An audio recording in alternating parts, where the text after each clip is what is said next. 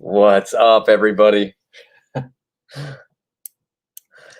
We are live, coming at you. Awesome. Yes, we are live, guys. So sorry we had a bit of a late start, but it's been kind of a busy day for Matt and I.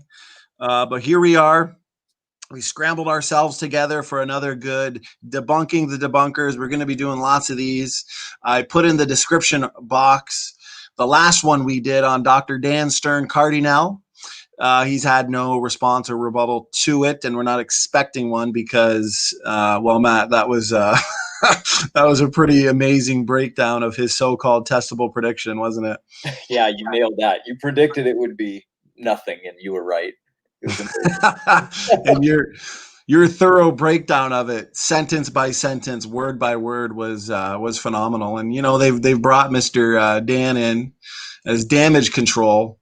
And it's not working. It's not working. I wonder how they feel about it. Oh, you can tell they're mad. Well, you know, it's been 3 months. We've had our latest few books out.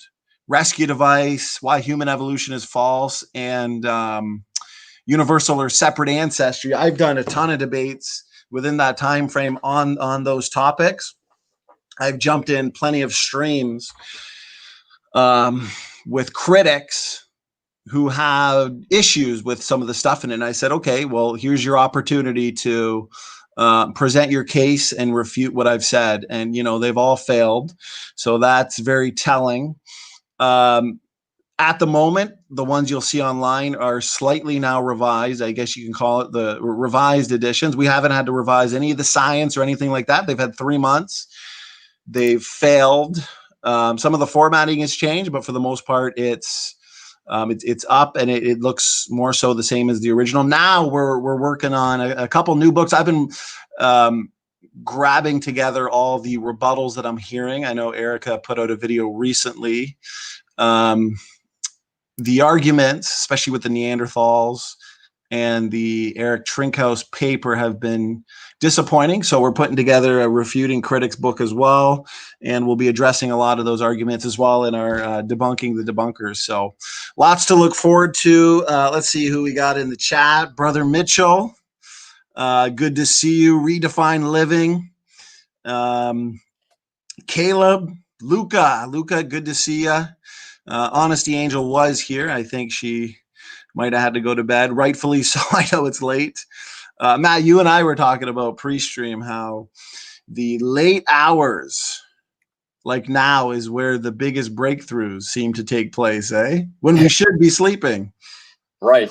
I know that's the worst part about it, but it's kind of hard to sleep when everything's on your mind. And it's just, you just want to brainstorm and write and stay up I love the Right. name. We've had a lot of fun as well with the critics, and I guess the lack of argumentation. One thing that comes to mind, I'm not going to do a detailed response just yet of good old Gutsick Gibbon's latest video. Let me see. It was entertaining, though. I got to give her credit. There was a few parts in there that made me laugh. But I've got detailed responses that will be found in the Refuting Critics book as well. But I found her. Oh, here it is. Okay. So one of her points was that about Erika Trinkhaus' paper. She said I misrepresented it, which is funny. And I want to point out as well that I've been using that paper, and I've been using the inbreeding theory post-Babel for months, ever since our first debate with Erika. But now they seem to have an issue with it, which is funny. Finally, some arguments, but let's see. So one of her point is, and I break these down in detail, but one that really stuck out was there's 3 or 4 main points. Pathology is limited to late genus Homo and is likely multifactorial, survivorship bias, preferential burial, stress, and inbreeding. So she misrepresented my position, stating that I only said it was inbreeding, when I've made it very clear that survivorship, for example, would be incredibly common, of course, in the post-Babel world, as well as stress-induced issues. For example, with the Neanderthals, we often talk about how with inbreeding, the extensive amount of inbreeding taking place in the Neanderthal populations, a subgroup that either broke off pre or post, they could have had mutations in their DNA repair enzymes, which through the germ cell lines can speed up mutation rates, for example. But survivorship, stress, inbreeding, because these are some of the conclusions that Erika Trinkhaus makes in that paper about developmental anomalies. And those are also the same factors that would be at play in a post-Babel world, where they're living in ice age related conditions, environmental related conditions. The environment, Matt, that would have a huge effect on your subpopulations, the hobbits, right? Homo floresiensis, Naledi, Heidelbergensis, Erectus, Neanderthal, for example. And when the modern humans would have came into these areas, we know that they interbred. They either assimilated or there could have been conquest. So these are all things that I've said. So very disappointing rebuttal. And what's funny is, who was it?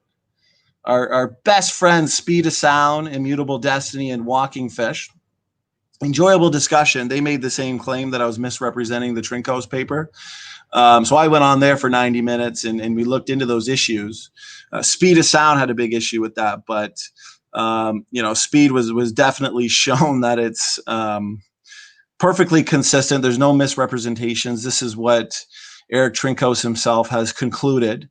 And the developmental anomalies, the inbreeding, this is exactly what would be expected post-Babel. Now, here's what's funny is where she says that the pathology is limited to the late genus Homo.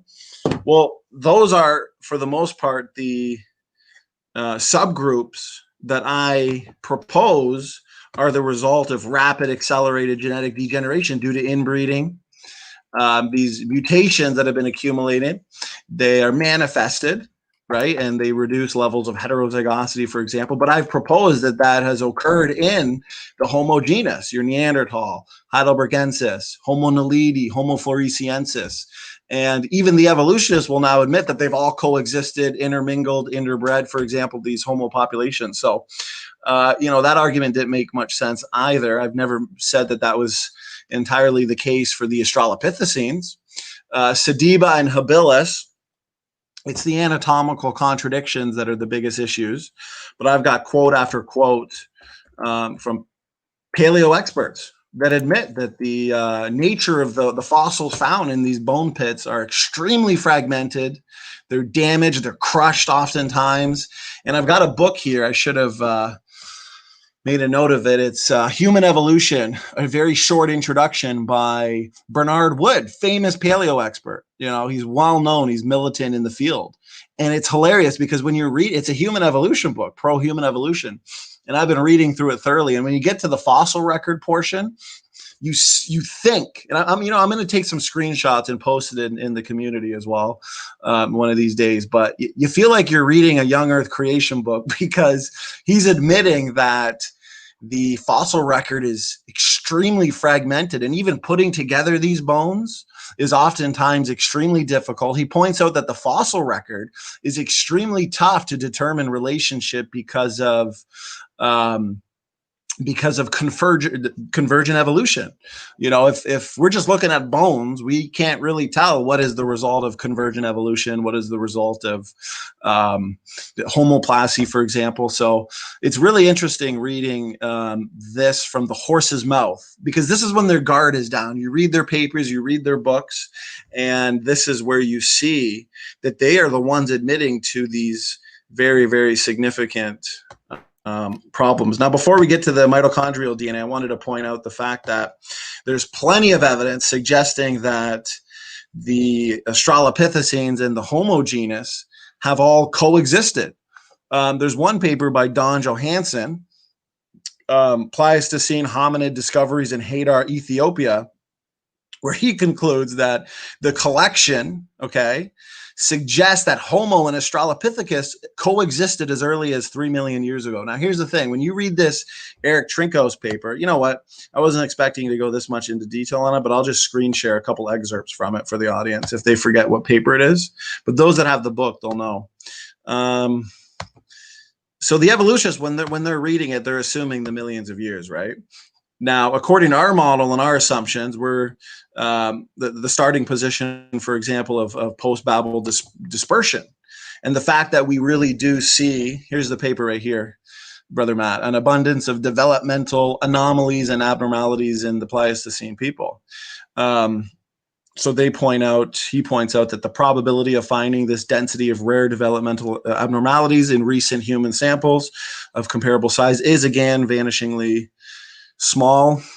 He documents a number of cases. They also document the low levels of heterozygosity in the Neanderthals due to the inbreeding, for example. So what we're seeing here is corroborating that position, that thesis that states that after Babel, maybe the Neanderthals pre-Babel would have migrated into not so ideal conditions. There would have been survivorship. There would have been stress. There would have been inbreeding. So all the factors that he concludes, we conclude, I conclude in the book, in my debate. So that was just a misrepresentation that it's only inbreeding. Of course, there's a number of factors at play.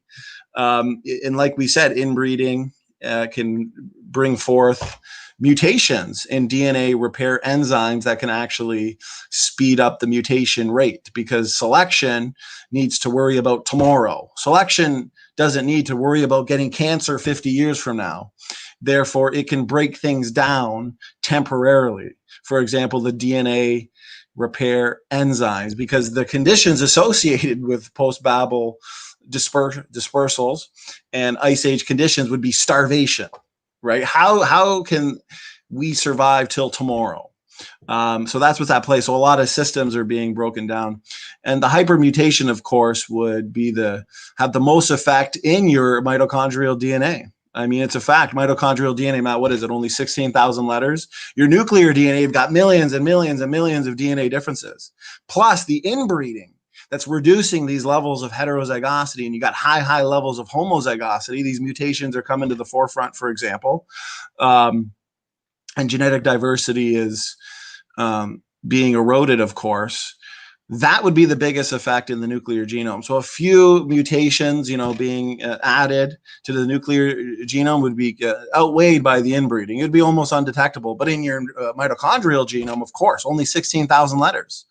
I need to emphasize that. So that's where the biggest detectable case would be for hypermutating lineages. And that's actually where we need it to be as well, because that's the mitochondrial DNA differences between Neanderthals and modern humans.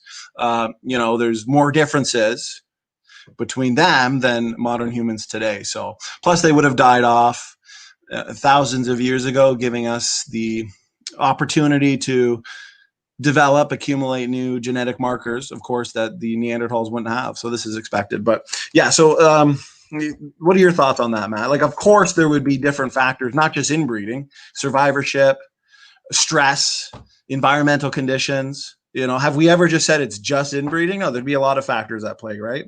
Yeah, it's just the inbreeding is one of the major ones. It's kind of like when people get trapped on islands, they have to resort to inbreeding, and it doesn't take many generations for them to get really messed up. That's why we see a lot of royal families, even though they're royalty and they can eat like kings, so to speak, they can mess themselves up constantly after trying to keep their bloodline pure. Ironically, is what messes them up the most. But again, so many factors. I mean, the royal families aren't having to deal with living in an ice age. Right. Well, in the ice age conditions, for example, where these Neanderthals are found, say some of these Neanderthal populations that are found in Europe under less than ideal conditions, as we talk about, they would have been subjected to nutrient limitations.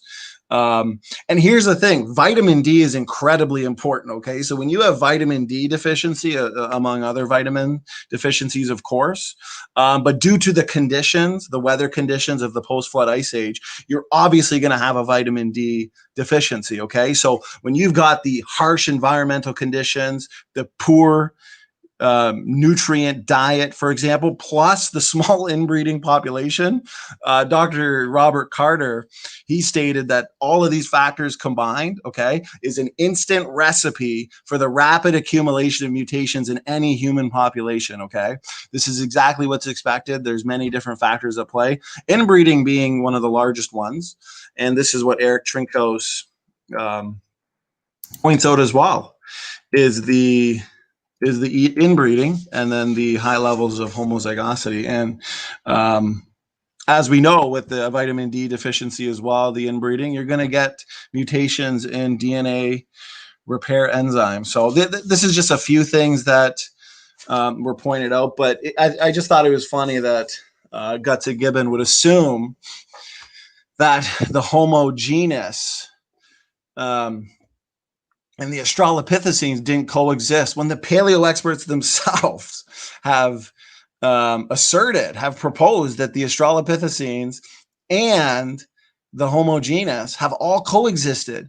And she points out that, Homo habilis and Homo sediba, some of the bones are found together. Well, most of them are actually found disarticulated in isolation. But she says, the point is just, let's say if you're looking at just a skull cap, or you're looking at like a jaw, a cranium, a clavicle, for example, she's saying that they themselves are mosaics. And she's saying, SFT can invoke the hypermutation or the accelerated genetic degeneration due to inbreeding, with erectus, for example. But the paleo experts themselves agree that Homo erectus coexisted with the Australopithecines. So if they're finding mixed bones, they're finding artificial species, for example, and she's interpreting a clavicle or a cranium as mosaic, when in fact it's not as mosaic as she's saying. Typically it's obviously a human or it's an ape.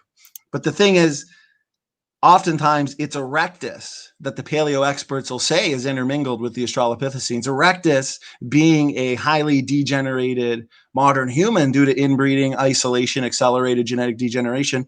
If it's an erectus bone, clavicle, cranium, jaw, whatever, intermingled with an ape bone, fossil, then that's going to be interpreted as mosaic. So she wants to, what I found in her video, and we'll link it too if people want to watch it, she wants to separate all your Australopithecines and your Homo genus, when in fact, there's strong evidence, even agreed upon by the paleo experts, that they've all coexisted.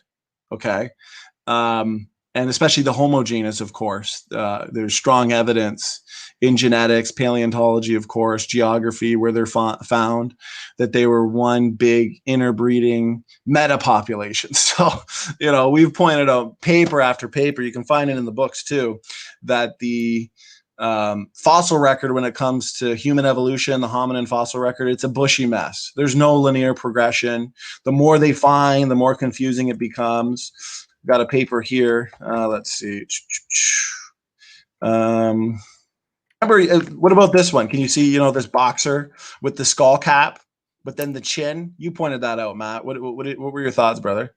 Yeah, you said, look at this guy. If anybody was to find this skull, if he died, and 100 years from now they dig him up, they would say that this guy is an intermediary. They go, oh, look at this. It's obvious.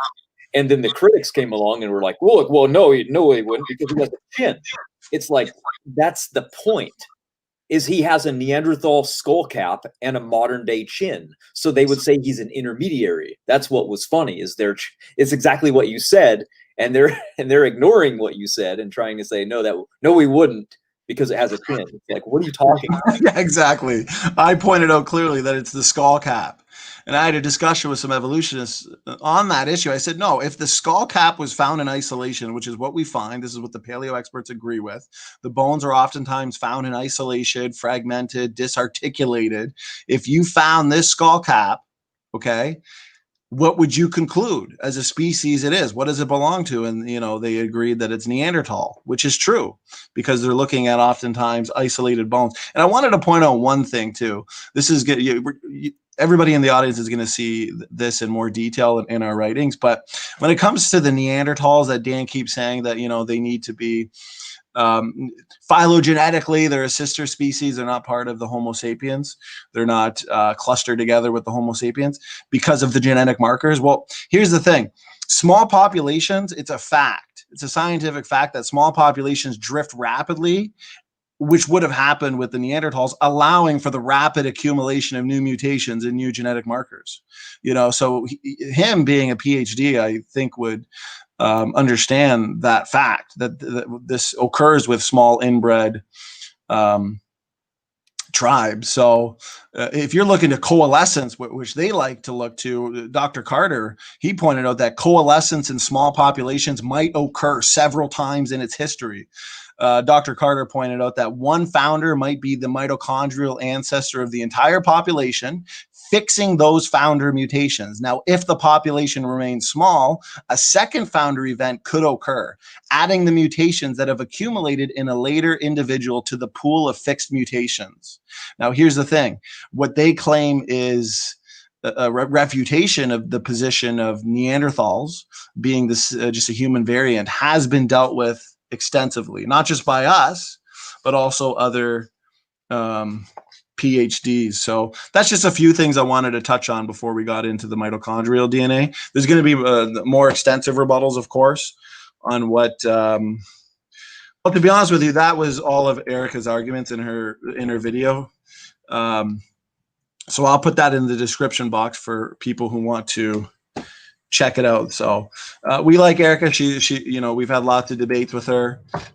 Most of the time she keeps it respectful. Her videos are entertaining, but I got to say that first video was pretty disappointing. I sat through it, and every single argument she brought forth without even any investigation, I just kind of cringed and thought, yeah, this is a misrepresentation of our position.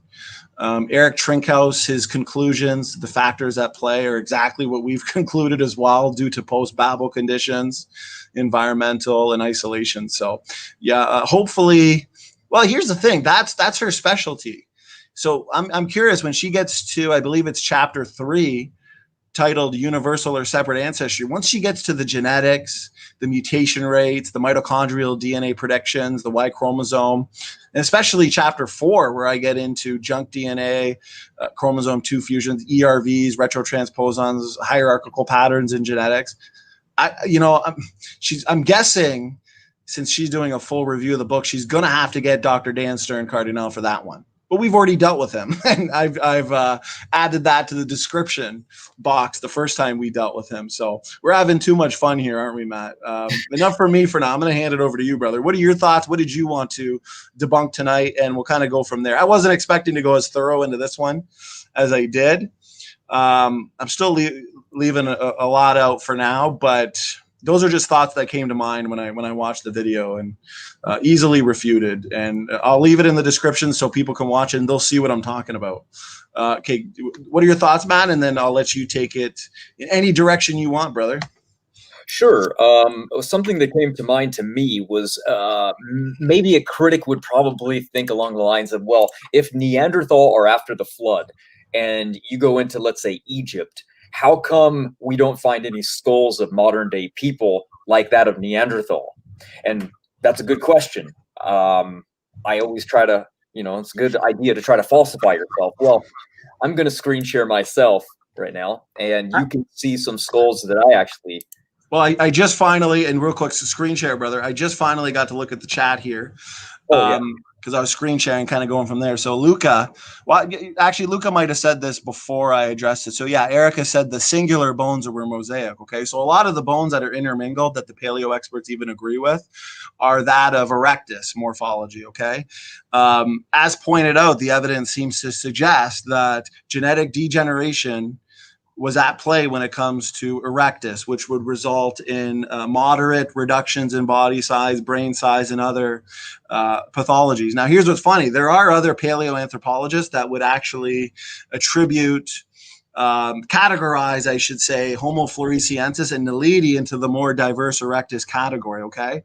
Now, here's what's funny. Here's another argument that she used in her video, and right away I thought, okay, this doesn't make much sense. So she put Homo floresiensis, having microcephaly, for example, to a modern human that has the same issues, and shows that there's differences. Well, of course, even the paleo experts agree that Homo floresiensis is a variant of erectus. Okay, so Homo floresiensis being a more degenerate form of erectus, and erectus itself being the result of accelerated genetic degeneration post-Babel inbreeding and isolation, you can imagine the morphological changes and observations in the Homo floresiensis. So of course it's not going to look identical to a modern human skull suffering from microcephaly. So, and this is the paleo experts agreeing that hobbits are a variant of erectus. Therefore, the hobbits, by necessity, are a more degenerated form of erectus, who is already highly degenerated due to reductive evolution. So, reductive evolution would have been highly common, obviously, in the post-flood, post-Babel Ice Age world, okay? Because natural selection, as I said earlier, focuses on the short term and oftentimes, compromises genetic systems for short-term survival, short-term adaptation. So, survivorship was a word she used that I said I misrepresented Trinkhouse. No, survivorship was a big factor at play as well, but inbreeding being the major factor. So, so what Luca said, you find an isolated bone that's slightly mosaic, atypical, okay? Say atypical, anomalous.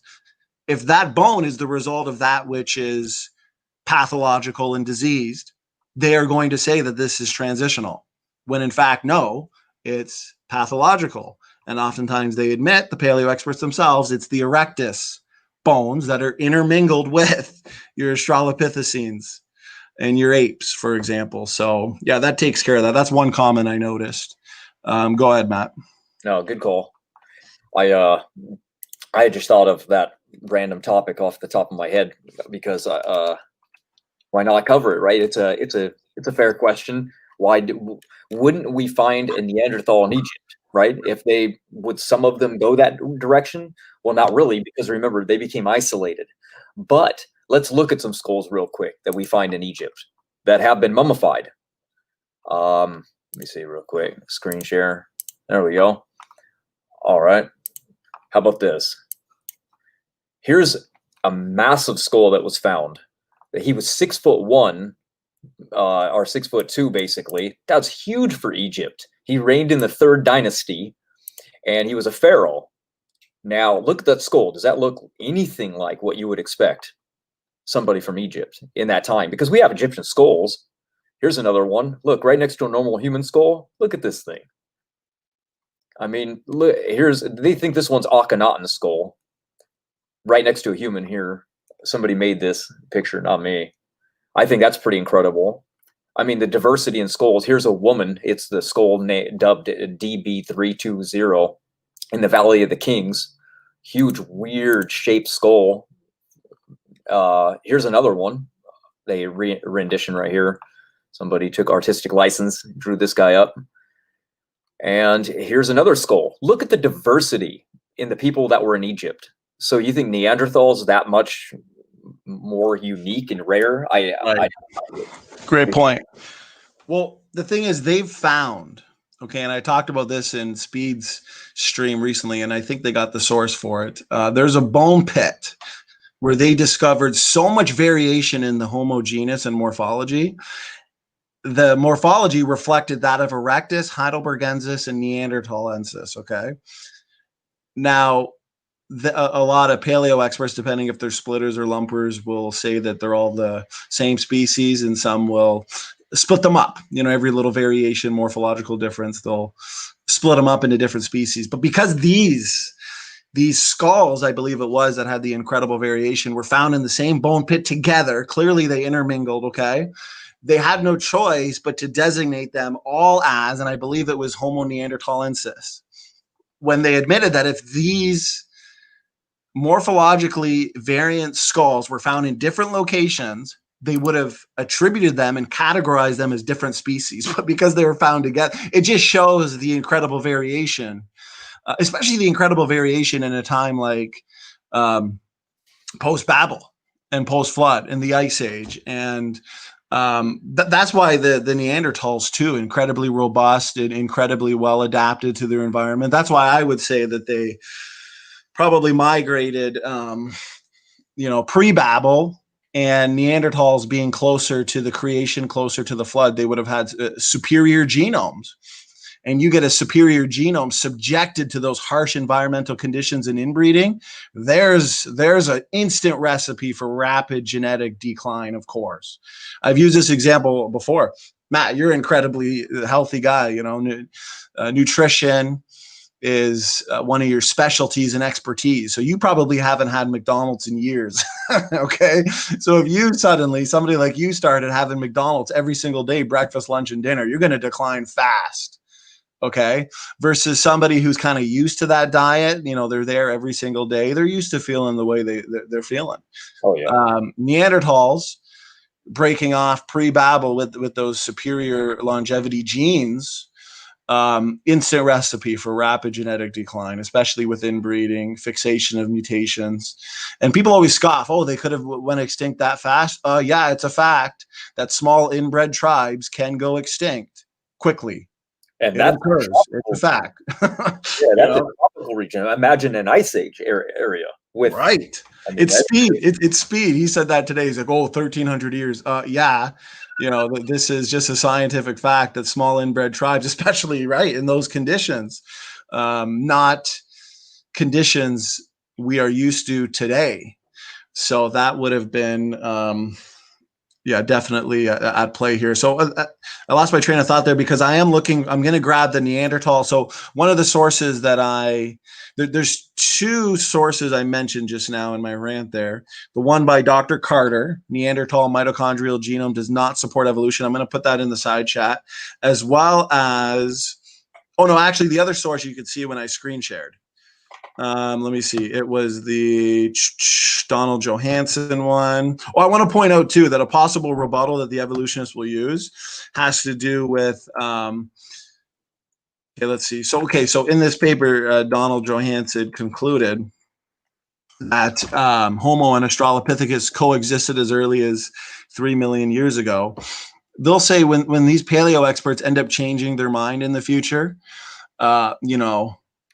then it overturns the original conclusion here. Now, here's the thing: there's so much as you know, there's so much pressure in the paleo in that field, for example, especially the field of human evolution. They're looking for their missing links. It's a mess, like this paper here that I showed, the Pliocene hominin diversity conundrum. Do more fossils mean less clarity?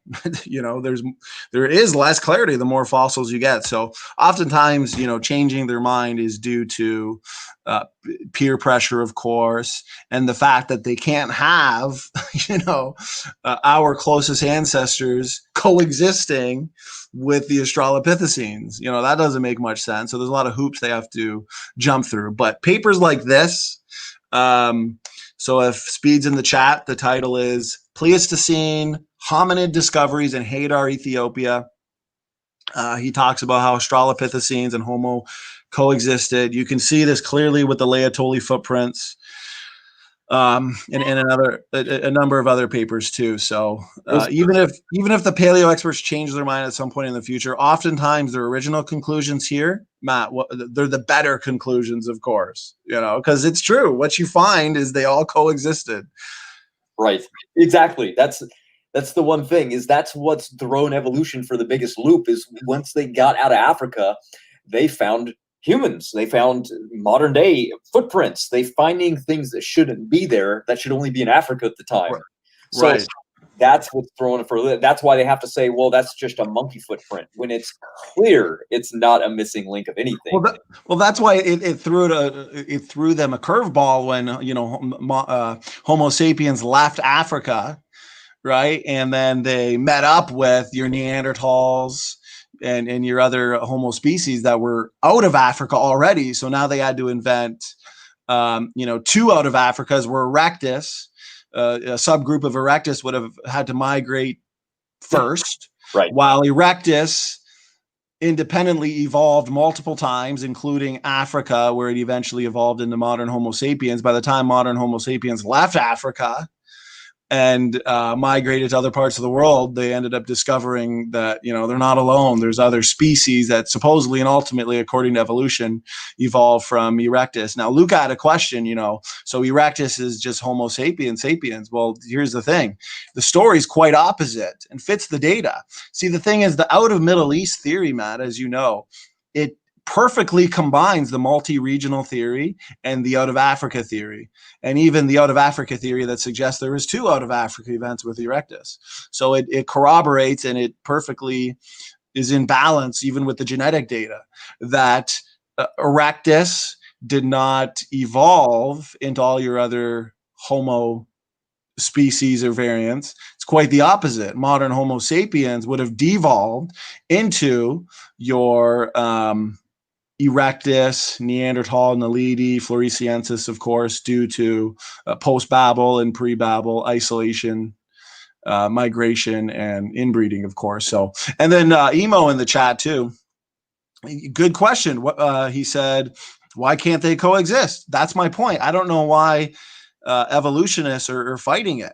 They can coexist, because evolutionists would just say some of your Australopithecines would have evolved into eventually Homo erectus, and then eventually Homo erectus would have evolved regionally or locally, whatever theory you want to look to, into all your different Homo species. But some of your Australopithecines would have just stayed Australopithecines, because it depends on environment. Just like the coelacanth, they'll say coelacanth didn't need to evolve. It could stay the same due to the selective pressures. They'll say the same thing with dinosaurs, because we find birds in the same layers with dinosaurs. They coexisted with dinosaurs. So they'll say that some theropod dinosaurs evolved into birds. They'll just say birds today are dinosaurs. And then they'll say some other theropods didn't need to evolve due to their selective pressures. They stayed the same. Here's the point. Yeah, Emo's right. Why can't they coexist? Yeah, tell that to other people that are trying to fight it so strongly. My point is, Erika's arguments so greatly were banking on the fact that they didn't coexist. So the fact that we see Eric Trinkhaus and his conclusions here about the hominin fossil record, okay, being riddled with pathology and disease and then your isolated bones with habilis and sediba oftentimes being mosaic themselves, they've all coexisted. All your Homo variants and your Australopithecine species and their variants all coexisted, intermingled. So guess what? You can find an isolated bone mixed in with an Australopithecine or other ape-type creature bone, and it can be an erectus, which looks atypical and anomalous, but which is really just pathological and diseased, the result of accelerated genetic degeneration. Does that make sense, Matt, what I'm saying? Oh, of course. I mean, I'm more perplexed that why evolutionists keep invoking that pre-humans like to migrate over the Sahara Desert for fun. I mean, multiple migration events across the Sahara Desert. Have you ever seen that desert? Right, right, exactly. They make backpacks. I mean, there's no food there. What are you doing? They got there and they're like, you know what? I'm not really feeling Turkey. Let's go back to Africa. This place kind of sucks. Well, Right. in CRISPR-Cas9's question, name a source saying Homo erectus coexisted with Australopithecus afarensis. Well, he needs to read a lot more literature from the paleo experts themselves. He needs to read some of these books by Bernard Wood, because like I said, sometimes when I'm reading these books, I got a whole collection of them now, because I like getting the refutations from them, their own mouths. My out of Africa arguments, you know, they're oftentimes from the paleo experts themselves. They're wondering how Neanderthals and Homo sapiens could have remained interfertile and produced fertile offspring when they've been separated for hundreds of thousands of years, with incredible genetic reshaping going on independently in Africa and outside of Africa with the Neanderthals and Homo erectus into Homo sapiens, yet they remain interfertile. The best they have is, okay, they remain interfertile, but they did not produce fertile offspring. But the fact they produce fertile offspring, because we have 3 to 5% Neanderthal genes, there's a conundrum for you. They constantly talk about in their literature, you got your multi-regional theorists refuting your out of Africa theorists, and your out of Africa theorists refuting your multi-regional theorists. So there's just so much contention in the paleo world that I prefer reading it from their own mouths. And CRISPR's question would also assume away the fact that your Laetoli footprints are obviously that of humans, because even the discoverers have stated that they were anatomically modern looking human footprints. If those footprints were found, just 50,000 years ago or something, not millions of years ago, if they were found a lot earlier, then earlier as in earlier from us, than from present day, then they would have obviously been classified as human. But because of where they were discovered, then they were attributed to the Lucy species, for example. So that's why you find, because they didn't find any foot bones attributed to Lucy, but they still drew Lucy. Am I wrong, Matt? They still drew Lucy with feet that look like human feet. Of course. We need to listen to Lee Berger, guys. He's the man. Yeah, we need to listen to Lee Berger. So yeah, that assumes away that a lot of the footprints and tools, for example, with habilis, they call him handyman, when in fact, the intermingling of erectus bones and habilis bones means that those tools most likely belong to erectus and not some Australopithecus ape. It's just common sense. If they all coexisted and you got fragmented and disarticulated bones, some apes, some humans, well, you find tools naturally and logically attribute them to the Homo genus, but they need so desperately their transitions. That's why they're looking for the atypical features, the anomalous features, when in fact a lot of the times they're due to disease, pathology. What are your thoughts, Matt? Oh yeah, I mean, you can infer a lot with bones, right? So you can story tell all day long. I mean, if you couldn't, they wouldn't have so many fraudulent missing links, right? So obviously you can story tell till the day ends. That's why me and you like genetics so much, because that's really where the story can be told.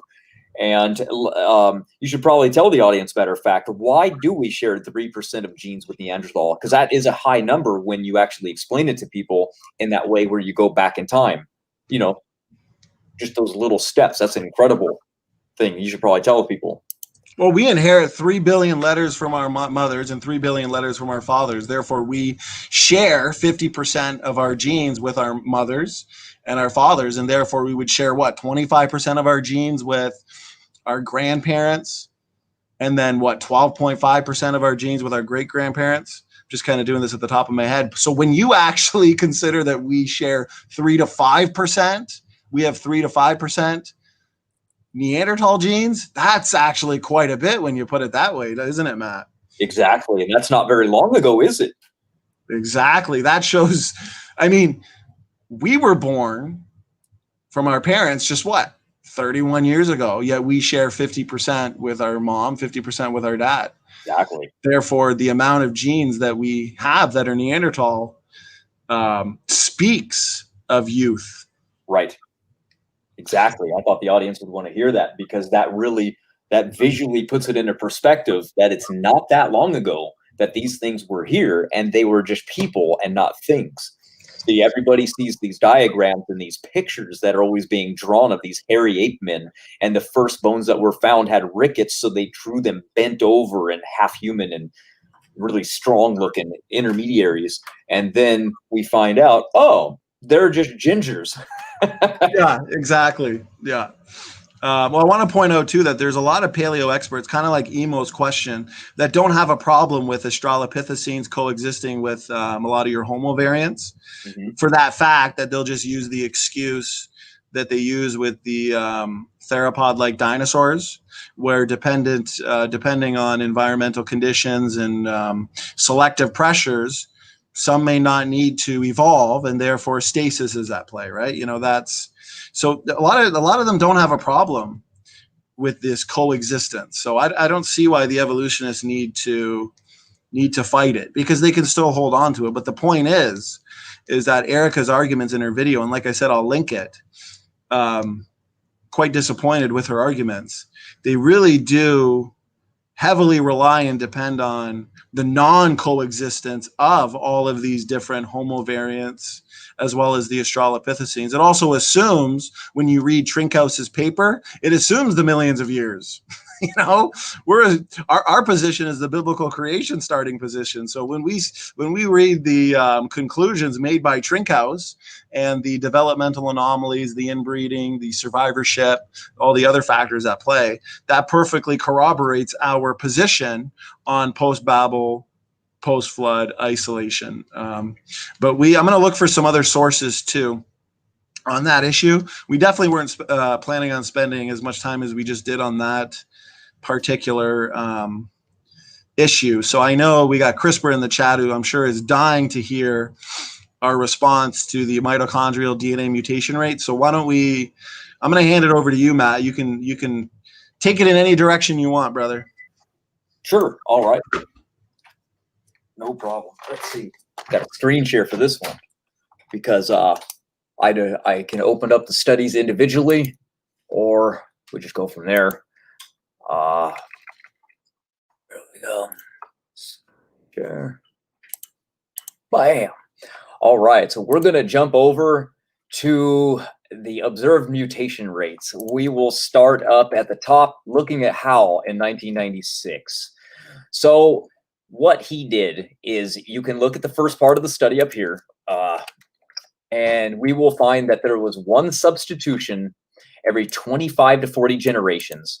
And in between that, you get 32.5 substitutions. Now, this is the first part of the study. When they first did it, they got one mutation out of every 25 generations. Okay, one substitution every 25. Right here, you can see it again at the very end. They got 1 out of 40. So that was the average. You got 32.5. They mention in the same study that this is 200 times faster than the phylogenetic rate that they get, assuming evolution is true. So now, why does 33 matter? This is why. Because if you think about yourself, picture yourself in California, and the most different person from you would, let's say it be an Australian Aboriginal. They're the most different at 18 substitutions. That's the most you can get in diversity from them. Well, now, if the average generational mutation, basically having one substitution every 33 generations, this is what it looks like. So basically, any two random individuals differ by two mutations. Since there will be two separate lines of inheritance, and probably one mutation along each line, you get after 66 generations, you get two.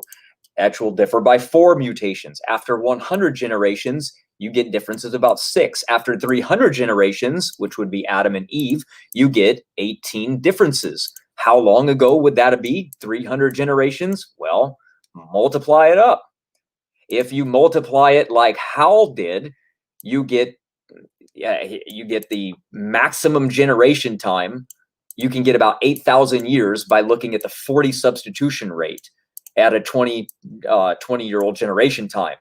So what did you do when you look at the average? Well, guess what? The average being 33 substitutions at a generational 20 time of 20 years takes you back 6,000, 6,500 years, right? That's what Parsons got. Matter of fact, 1997, Mom, what happened here? He got 3 substitutions out of 170. Now that's not as fast. You notice that? It's not the 1 out of every 33. It was less. And why? Because the numbers were tested by a highly related group of people. So you wouldn't expect a higher substitution rate, right? So if I go to a tribe in Africa and I test that tribe in Africa and I don't test it against another local tribe, I'm going to find less substitutions. That's why you want a higher testing group of people. That's what makes Americans such good at testing. You test Americans, we're from everywhere in the world, so you can get a pretty accurate testing method. This didn't happen in this study. That's why you get a little higher mutation rate, but it's not even close to phylogeny. Then in 1987, you get the Parsons, right? He got exactly the same right here, 101 substitution every 33 generations. Again, when you look at the overall, it was 10 mutations or 10 substitutions every 327, what is the word? Generational times. Basically, every time that's being inherited, passed down to another generation. Transmission event, that's the word. So that's what you're getting. You get that, and it works out to be exactly the same, about 6,500 years ago. And you can see the taken together, our highest substitution rate is 1 in 33 generations, assuming a generational time of 20 years. He got the same thing as the top one. He got the same thing as Howell did. So there's 2. And then, and Gibbons did a report on this, and she showed exactly the same thing. She goes right here, it looks to be about 25 to 40 generations. Both of the studies came to remarkably the same conclusions. That was published in 1996. And then this was taken directly from her post. I can show you here, but she basically said evolutionary studies led them to expect about 1 mutation every 600 generations. That would be true if the phylogeny rate or phylogenetic method was true. So they were stunned to find out that it was 10 base pairs changes, which gave them an average rate of 1 mutation every 40 generations or 1 every 800 years. And this was what was funny. Look at what she said right here. I'm worried. Basically, here's what she said. Nobody thinks that's the case. So why would they say that? Because they believe in evolution, right? Of course, they're going to say nobody believes that these rates are true because evolution's not true if they are. So, of course, they had to come out with another rescue device. Then in this study, again, 1998, we get another person, 1 substitution every 32 transmission events, right alongside of Parsons and Howell, yet again. Another one, here's an interesting one. This one got 0 substitutions. And then CRISPR says, see, that negates the mutation rate because there were 0 mutations looking at these group of people. Well, just like this study up here got a little bit slower of a rate by looking at a similar group of people, this study in the very beginning was only looking at 1 group of people, and there was no substitution rates in that small group of people. But later in that same study, you can find right here, when they compared them to the other group of people, look, 10 observed substitutions, again, within 306 transmission events, which is 1 substitution every 30 generations, exactly on par, yet again, with Hal, with Mum, with, you see where I'm going with this? It's consistent. We keep seeing it. Here's another version. We're looking at the substitution rates in the HVR1 and HVR2, which is the hypervariable region 1 and hypervariable region 2. Now, for those of you that don't know, this one's a little bit faster than this one. That's why you'll get two different numbers. But look at what they got. They obtained that the maximum range for this would have been 6,600 years ago, or 220 generations.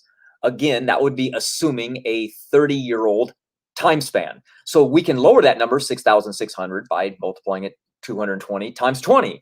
But they don't. They go by 30. So here's the largest one they get at 275 generations ago. Remember, we said Adam and Eve were about 300 generations ago, but you notice they got an age of 8,250. Well, if you multiply it times 23.5, 275 generations, you get 6,462 years ago, right on side with Parsons yet again.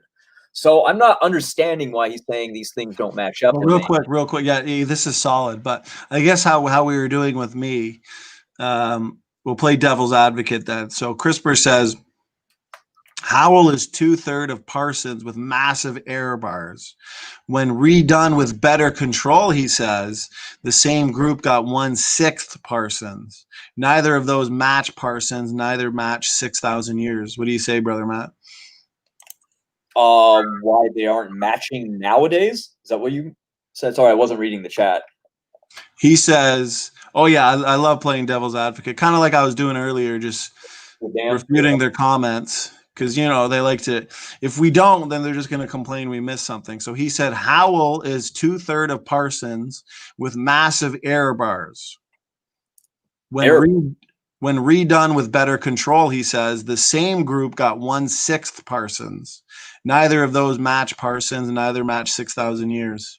Okay, well, we know that later these phylogeny rate studies, as you noticed, the dates of obtaining these substitution rates in high control region and high D-loop regions, they kind of end around 2001 to 2003. You know why? Because these can't be correct. So therefore, there must be something at play. So what they did is they invoked that time was different, and so therefore the studies must have been flawed. So therefore, we need to account for stronger selection, and therefore the rates were different in the past. We don't have to, because if these were wrong, you need to call the FBI and let them know.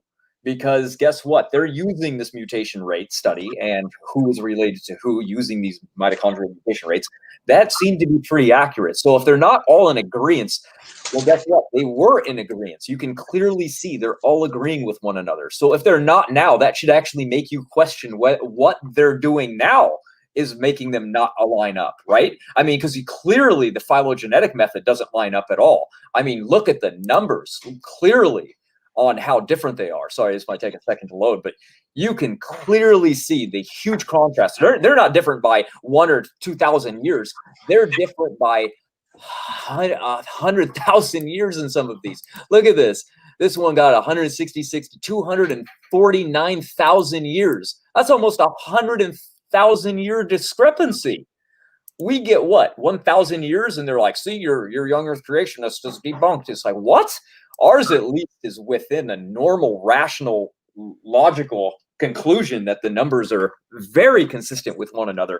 And yeah, they get a couple variances. You need large groups of people to test. That's what I was saying. You need a large group. You want a large group as possible. You want some from Africa, you want some China, and some from America. Then you're going to get a great, solid substitution rate. But we don't always get that in these studies. So. Well, that's what's funny, that when it comes to the empirical rate used by Parsons and the findings over and over again of faster mutation rates pointing to an Eve of 6,000 years actually contributed. This was like a ripple effect for the development of mitochondrial DNA research guidelines that's used in, like you said, the FBI. You know, this was adopted for forensic research and investigations. And the thing is, yeah, it's been about 17 years later. We've got a lot more mitochondrial DNA data, and we're still confirming over and over again the young date based on the faster mutation rates. But yeah, so I guess it's good enough for the FBI, but it's not good enough for for the evolutionists. I pointed that out to Derek the other day, but that's a great point, brother Matt. Keep going. All right. Here's one. You can open this up in these things to look at it for free if there's a paywall. But look, here's what they do. Here's the observed rate. I'm sorry, this is really small. Let me see if I can zoom in. Doesn't look like I can with this tab. See if I can enlarge it. Nope. Oh yeah, here we go. This enlarges it a little bit. You notice this? This is the observed rate right up here. This is what we see, and this is what evolutionists assume. So they go, well, this is what's true because evolution is true. So we can fill in the blanks and show that the observed rates aren't really true over deep time. What? That isn't science supposed to be testable, repeatable, observable? And this is what we're observing, and this is what they're assuming, and they just go, okay, that's real. Sorry, not, but whatever. I mean, I went a little too long looking at all these. Here's the other studies, and here's what here's another one real quick. I'll just breeze through. Notice that this is exactly what Jensen uses. EvoGrad brought up and said regarding Jensen's analysis, he got an inflated mutation rate in hand. Basically, well, this study actually, all these studies get around the same exact one that Jensen's using, and he's making predictions on. So I find it very odd that they don't like Jensen's rates when it's the observed mutation rates of the early studies. Of course, they're changing them now, but they even admit right here. Look at this, how they will, when looking at somatic mutations, that is, they will not limit pedigree analysis if the appropriate inclusion criteria are used. Isn't that amazing? Because remember when Dan was saying, I can't believe Jensen was counting somatic mutations, but yet this study right here actually admits that it won't really limit pedigree studies at all, as long as you do it right. And you were just talking earlier about how Jensen definitely double checks, crosses those T's and dots his I's. So here's another study, 2004. Look at what they got. It's a most recent common ancestor about 300 BC of all modern living people. Identical ancestors about 3000 BC. Notice how the rates keep landing on young Earth creationist stuff. Isn't that peculiar? Isn't that funny? Yeah, it's pretty odd, isn't it? So I mean, I have a lot that I was going to go through, but I didn't realize how long it was going to take me. So sorry. No, keep going, brother. I'm enjoying it. I just got a bottle of water since I finished a workout right before we went live, so I'm still trying to gather myself. But take your time, man. Yeah, let's be as informative, I guess, as possible. Sure. Yeah. Here's another one that's got exactly the same results. In 2005, they got pretty much the exact same rate. Jensen actually, here's his prediction right here. He said, I predict that the most diverse African groups will be found to mutate in their mitochondrial DNA at a rate twofold faster than what's reported. So he predicted 0.2 to 0.3 mutations per genome per generation. So every generation. Obviously, we don't get one mutation every generation in the mitochondria. It builds up slower. This is the average right here, 0.16. That's what we see.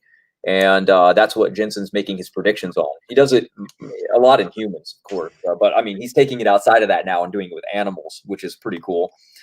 And here's another one that I think you would find interesting. Look at the dates that they got looking at the human genetic variation between all people. You notice that the common ancestor for all the original is 296 generations ago.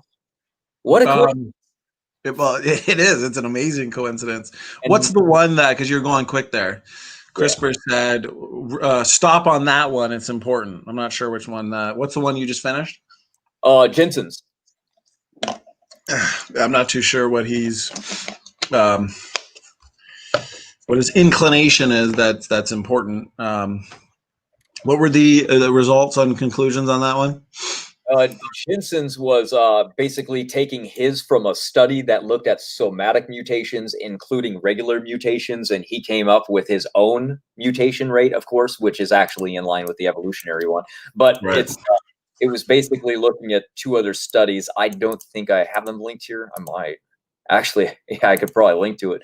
But I'm sure anybody that's read Jensen's works knows those two studies. They were in 2015, and he was... Of course. That's the big one that they... Yeah, they really don't like that one because I guess we'll get into that soon, but they really don't like that one because he used their rate and then extrapolated like, okay, well, if we see these somatic mutations building up, then we can use that to guess a mutation rate as well. And because somatic mutations usually aren't counted, remember how de novo means non-somatic. So they usually exclude somatic because they're not always inherited, right? So de novo means excluding anything somatic. Because Jensen used a somatic mutation rate, that's why they don't really like it much. But if it collaborates with everything else and still gets the 0.1, well, that's and that's the point too that we harp on is when you've got so many independent data sets that are corroborating on one conclusion, then you can be confident, of course. And that's exactly what Dr. Jensen is doing. And, you know, we're in 2020. There's ways where they can know, you know, for certain almost that they're looking at germ cell line mutations. You know, there's ways to tell if it's somatic, which of course won't be passed on, versus germ cell line. And in the fact that there's so many independent data sets as you've mentioned, we can be confident. But you said it earlier, it's about the testable predictions that flow from it. And Jensen's mitochondrial DNA prediction regarding the history of civilization and specifically the transatlantic slave trade, that is essentially a substitution rate study. You know, if this is true, these mutation rates are reliable, and what we're looking at is germ cell line, and they only go back 6,000 years, then that means, and Jensen harps on this all the time, that means that the history of civilization should be detected within that 6,000 years. And that goes for the Y chromosome too. They never talk about that. I don't know if they've read his most recent papers where he's detecting signatures one way or another on the history of civilization. Those should not, for the most part, be detected if their date of mitochondrial Eve is true and it goes back hundreds of thousands of years. Then the last 6,000 years, picture a long needle. That 6,000 years is just the tiniest point of that needle, while the rest of the needle is the rest of history, if evolution is true. Therefore, the last 6,000 years of human history and human events, for example, the history of civilizations, should not be detected. It should just be a noise, scrambled mess for the most part. And that goes for the Y chromosome too. So the question is, and they can complain all day about the mutation rates, why are the predictions working so well? That's the question they never answer, I find. And that's the question Dr. Dan's never answered in probably 3 hours, 4 hours worth of conversation that I've had with him in live hangouts. They never want to talk about the predictions, Matt. You notice that? Yeah, Answers in Genesis wants to have everything in written form. So these guys go, I want to debate Jensen. Well, go ahead. All you have to do is submit to Answers in Genesis. Then they can make it public, and you can do it all you want. Otherwise, I don't think he's going to talk to you because he's restricted. You know, he works for them. So he's not going to just go, oh, yeah, sure, just throw me on modern day debate. We'll start 2 hours late, and then and then we'll, you know, people, you know, who cares? Well, just like in the Maze debates, he wants them to pick a prediction. Let's talk about it. Let's test it. You know, we've got two competing hypotheses here. And I was disappointed that Maze didn't, because if you rewatch it, Dr. Jensen brought up the history of civilization prediction and the research program he's actively working in multiple times to discuss it in detail. Let's see. You know, let's see whose model is stronger. Let's see who's making the best testable predictions. And Mays just refused to discuss it. But even going back to the mutation rates, I'll let you continue there. The studies that looked at the D-loop region in the mitochondrial DNA, because those are multi-generational pedigrees, they are germ cell line mutations, and they are fast. And the only response I've received is that the D-loop region, the coding region, is incredibly variable. They are a little bit, yeah, there's a lot of variation going on. That's why they're starting to look at different regions of just the mitochondria, because some are more conserved than others, and others are cheaper to test, and others are smaller. You know what I mean? Some have more base pairs, some have less, some have a fast rate, some have a slower rate. But in general, you can use them all in conjunction with one another so that you can get a base overall rate, and they're Right. all so fast. That's what's unique. They're all exactly. I look and show you, this is exactly what Wikipedia says. This is the phylogeny base, right where my mouse is.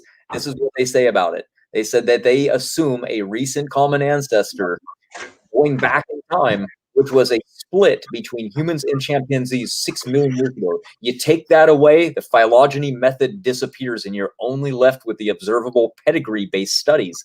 They want to get rid of these or invoke that they cannot be true because evolution is true. That's not science, or it's not good science, because we're Right. the observed rate. So that's one of the biggest problems. Look at what this study says real quick. Gene mutations began to show up in the last 5,000 years. Again, you look when they started popping up 200 to 400 generations ago, exactly when humanity arose. Right. I've got that paper in I think both my books. That's a phenomenal one. Yeah, here's a great one. If you go anywhere from here, what do you get? You go from the arc, you go down. The farther you go down, what do you get? Less genetic diversity. Right. Less genetic diversity. Less genetic diversity. That should not be true if the out of Africa theory. Actually, the more you move west and south, I think it is, in Africa, genetic diversity decreases as well. That's why you get down to the natives or Australia, you're looking at low levels of genetic diversity. The further you move out from Africa, genetic diversity decreases. Right. You get over to Native Americans over here in America, they're the least diverse of all. Right. Yeah, the farther you get away, that's proof of our model right there. I mean, the mutation rates, these observable pieces of evidence. I mean, the out of Africa L node is like right around here, right? I mean, that obviously genetic diversity would be the opposite, but just more evidence. So it was, well, I'm glad we went into detail on the Jensen one. If you can see on you can keep screen sharing if you want. Oh. It was you get more genetic diversity in Africa. Yeah, exactly. And genetic diversity decreases the more you move away from Africa, and genetic diversity decreases moving away in Africa, moving west in Africa, like CRISPR said. So he said not the Jensen one, the Road AL one.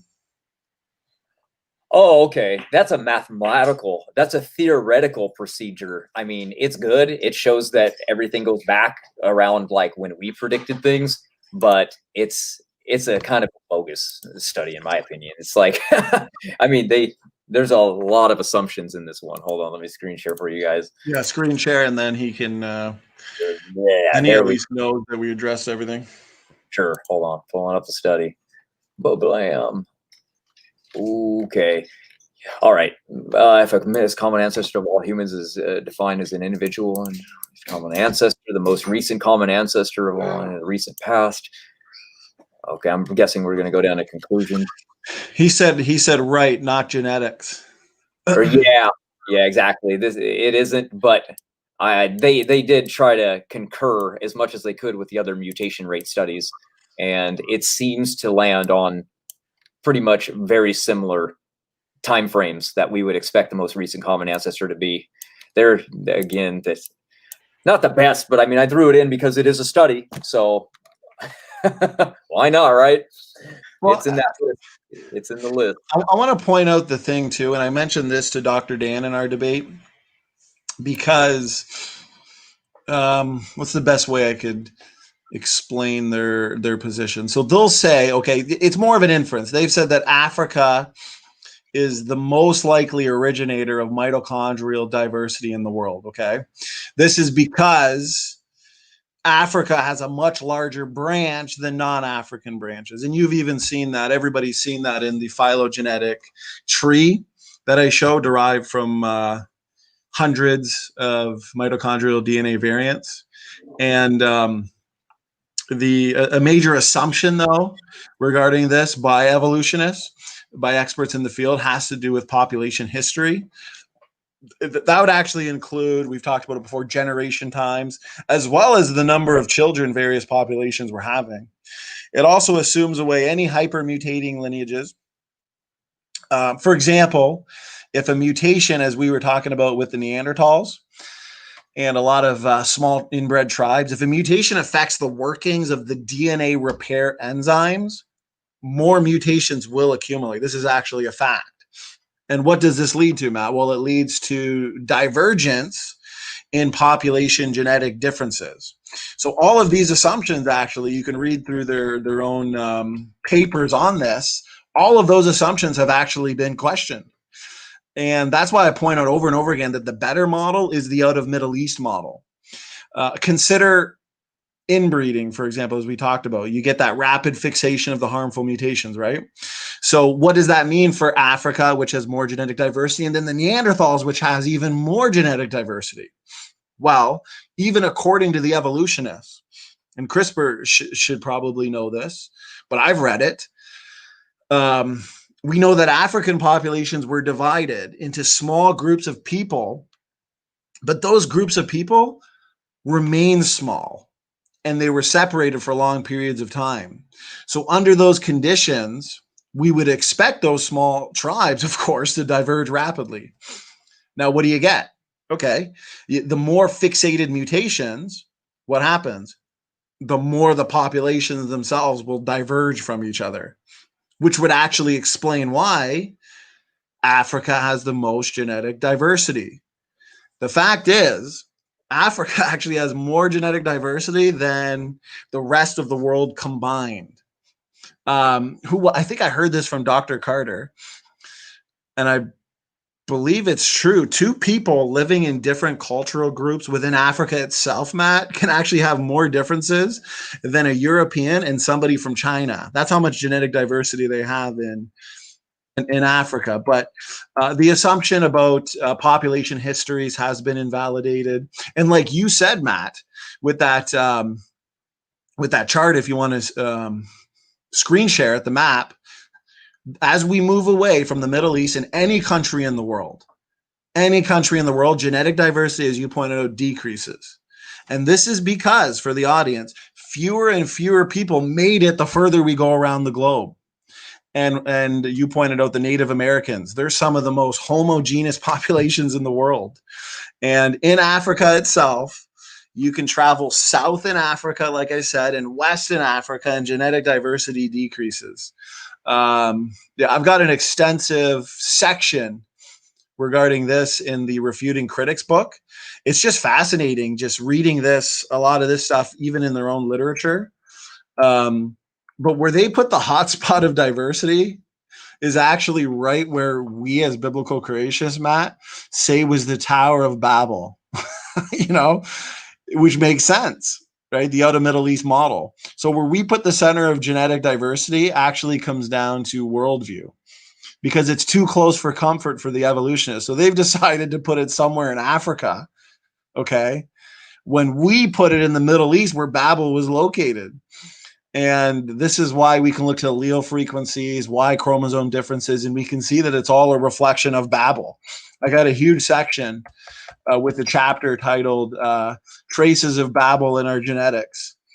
It's just really fascinating stuff. So even going right to their Africa argument about genetic diversity being higher in Africa is dismantled. Just dismantling the assumptions that take place. What are your thoughts, brother?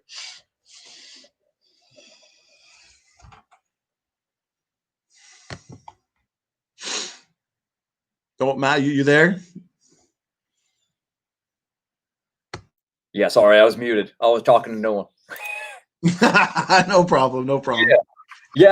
Basically, Africa is a lot of the same now as it was probably back then. There's massive amounts of tribes. There's tribes everywhere, and they're still small. So you're gonna get more of diversity because they have faster generational times, which speeds up the mitochondrial clock, makes it look like there is more diversity because there is more diversity. They assume Africans have been there longer, and evolution is true because you look there and you see more diversity, but they have actually created that because they don't do farming. So there's not a group hub where everybody comes to get food.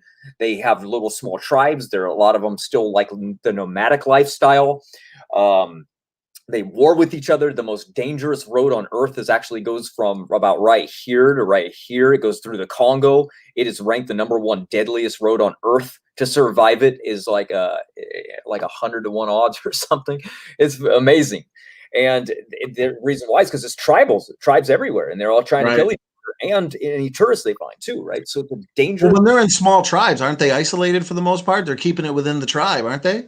A lot of them, yeah. But still, I mean, you can still travel to South Africa, and there's still some other. But yeah, for the most part, yeah, lots like isolation. They like to stick to their own. They might trade a human being every so often for a couple sheep or whatever, but yeah. Well, because CRISPR was saying in the chat that there may be. Where did I see it? Oh, he said there's no evidence of isolation. Well, small tribes tend towards isolation, so I don't get that. Yeah, it's kind of like Native Americans. You get the Crow, you get the Sioux Indians, you get the Cherokee Indians. You know what I mean? Of course, they're tribal. They branched out. They didn't last long, of course. But I would imagine if they were still again segregated in smaller tribes that only bred with their own tribes, there would be even more of a problem because that's what happened. They migrated all the way over there, isolated, branched off into tribes, and did what Africans did, right? Except for their birth rate was not that way. Native Americans have a thing usually where they only have one, maybe 2 children, and if they have a couple, they separate them by about 3 years. And Africans, by the time they're 18, they usually have 1 or 2 kids already. So that's really young. Did you, I was going to say one thing about the bigger picture of it all, but I won't say it until you feel comfortable with the mutation rate studies you were talking about. Did you have anything else to add there? Yeah, we weren't just looking at just general mutations. I took you through the substitution rates, and that's the most important because those are a lot of times the most accurate. And I showed everybody how to actually obtain the dates using the substitution rate because a lot of people, you notice that they'll say, well, where did the study say that it was 6,000 years old? Obviously, they don't do that because that's not what they want to keep their grant money. They want to write these things up again. Having a worldwide bottleneck that reduced everybody to about 6,000 years ago to, one single female that produced everybody doesn't make any sense in their model. So they're not going to run around claiming that these were the results they got. But you can look at the substitution rate. You can count them up. You can see that there's 18 substitutions maximum between everybody in the world. And with a substitution rate of 1 every 33 generations, you can extrapolate that back and you get about 6,500 years. And you saw that I showed you in all of those studies, not the mutation rate, the substitution rate was identical going down the line. Pretty incredible, if you ask me. Great evidence. Also, you notice that there's just rescue devices to get rid of these observable rates. That's all there are. They do not like these rates. They can't be true. They don't match phylogeny, which is their fossil record. So therefore, they can't be true because they don't match evolution. So I call them just rescue devices. Well, CRISPR likes to talk about the rate heterogeneity, which is just the rate variation. But this is all in line with your phylogenetic method, where these ways of, where they try and determine genetic change, it's all purely hypothetical. And when they're looking at homologous sequences between diverse taxa, that's where the assumptions upon assumptions come into play, when in fact we can just look at the empirical way of measuring genetic change, and that's where we get the fast mutation rates and the young dates. So they're the ones that seem to be complicating the matter, which is why I would want to ask somebody like CRISPR, what would you expect if mitochondrial Eve really did live just 6,000 years ago? Okay. And the biblical model and the biblical date is true. because what we should expect to find is what we do find. So why should we, if what we observe is fast mutation rates and there's only a few mitochondrial DNA differences that separate any two people, why should we now assume the deep time evolutionary geologic column to do any type of calibrating? Yeah, exactly. Good question. That's exactly what we would expect if our model was true and evolution was not. We would find a single human male common ancestor where we get descended from, a single female. That's what we find. Low genetic diversity, fast mutational rate clocks when we observe them without any evolutionary assumptions. It's case closed, man. Yeah, it's, you know, and here's the thing. Here's the bigger picture that I wanted to talk about regarding kind of the question that I asked, like, you know, what would you expect to find? And I can't emphasize more that it comes down to the testable predictions that flow from it, and the predictions are working so well.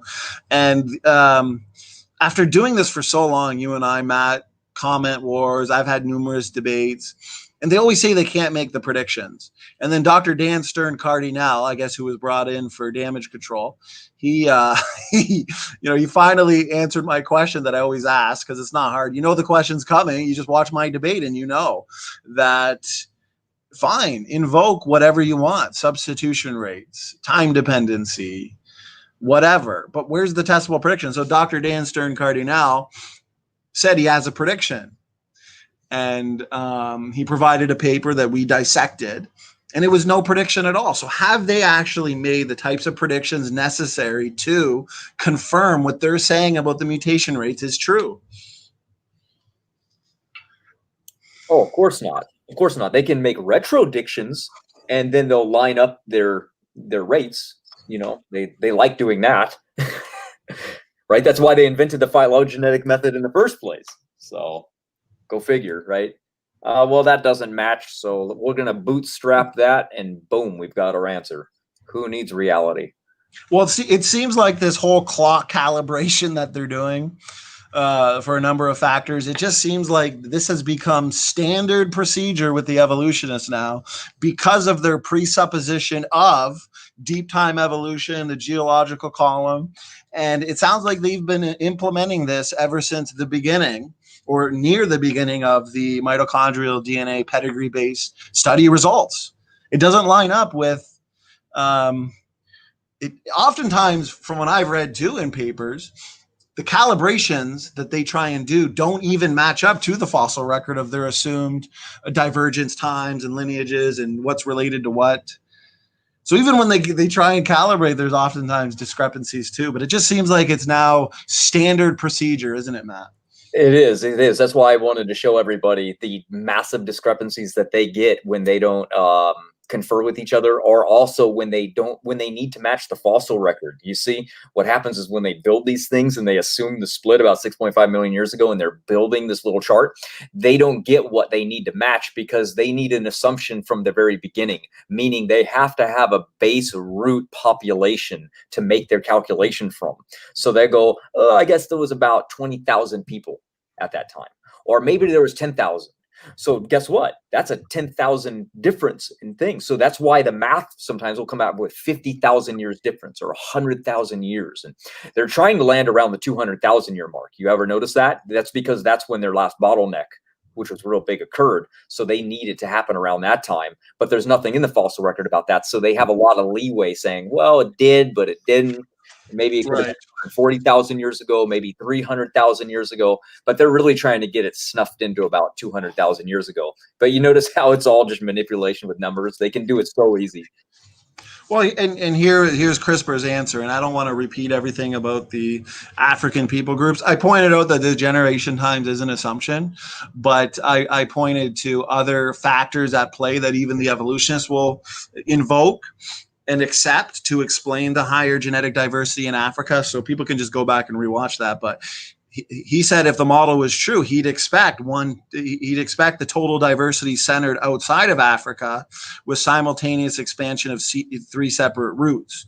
So it sounds like it's all coming back to African diversity and the phylogenetic trees that have those The African lion's much bigger, but we've perfectly explained that. But I want to point out the bigger picture. I don't know if CRISPR knows this or not. And I want to point out too that when somebody like Gutsick Gibbon, who is doing a review of our books, specifically the Why Human Evolution book right now, if she thinks she has any chance of refuting, I believe it is chapter 3 with the mitochondrial DNA clocks, she's going to have to address what we're saying here too, because we don't have time to just redundantly refute the same arguments over and over again, you know? So she's going to have to go back and redo her first one if she has any chance of being taken seriously, because what she said about Trinkhaus and what she said about the isolated bones and the mosaic nature of them and whatnot, I mean, we addressed that thoroughly here. But here's what people don't realize. But Eve, okay, here's the bigger picture. Eve is known. The fact is, very little variation exists in mitochondrial DNA. Very little variation exists in Y chromosome, okay, which points to a recent common ancestor. We would expect that to be the case, especially in the Y chromosome. And we'd also expect, if chimpanzees and humans are not related, well, even though we have incredible low variation in human Y chromosome, we should expect extreme dissimilarity with the chimp Y chromosome, and that's what we find. But we actually know mitochondrial Eve. We know Eve, the biblical Eve. We know her secrets. And Dr. Rob Carter has a paper in a secular journal regarding this. As we said earlier, mitochondrial DNA is only 16,000 letters long, okay? So if we take all the mitochondrial DNA in the world, and Dr. Rob Carter talks about how he can look at this on his laptop, and it's an incredibly small file, and you can actually line them up. And when you line them up, you will realize, and I'd imagine someone like CRISPR would agree, that 85% of the letters out of the 16,000 letters, everybody actually has exactly the same letter, which means that's the letter that Eve would have had. Now, we would look to places that have variability. Let's say we noticed, let's say we notice that everybody in the world, for the most part, has an A. And then we find one person has a T. Well, what did Eve most likely have then, Matt? I was muted, sorry. Well, so if we look at these sequences and everybody in the world, for the most part, has an A, and then one person has a T. Right. What did Eve have? A. Exactly. So this isn't difficult to figure out. 85% of the letters out of the 16,000 letters, everybody has exactly the same letter. Now an A, okay, most likely, in that case, like you said, we can apply this logic and as an outcome realize we can know Eve. We know Eve. This is the type of information that we have where we can know that Eve is young. And as we were talking about earlier, the genome is young. And Dr. Rob Carter has a paper on this in a secular journal about mitochondrial DNA diversity in human populations in the world today, modern human populations. So I'll link that as well in the description. But that's the bigger picture of it all. You know, we have the Eve sequence. The mutation rates are fast. Yeah, it just seems like a home run for biblical creation. What do you think, Matt? Oh, I know. Yeah. I mean, we have so much evidence now. It's great. I didn't know if you wanted to go into it. Maybe we can have like a part 2 or something, because that comment was long that CRISPR left. Remember, he was talking about Jensen's paper about mitochondria and the Y chromosome and how he didn't get the numbers right. And right. Remember all that? Yeah. Why don't you touch on that, brother? Since I just talked a lot there, why don't you? I'll kind of just go on mute and observe the chat for a little while if you want to. If you want to touch on that. Okay, sure. So basically, starting out with CRISPR stated that Standing for Truth references a 2019, holy cow, 2019 paper by Jensen. This post by Jensen is fatally flawed due to Jensen's lack of understanding, basically.